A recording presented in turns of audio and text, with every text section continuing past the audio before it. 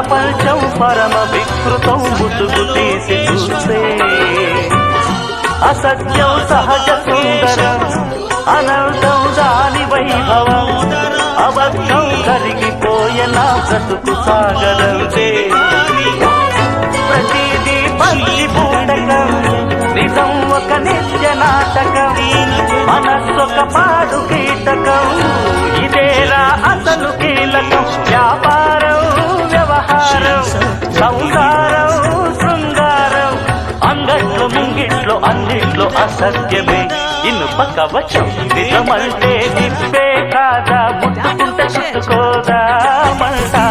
సరికొస్తే ముప్పే కాదా తప్పుకొని తగు దూరం అంట నియమాలే దాటలేను నిజమేది దాటలేను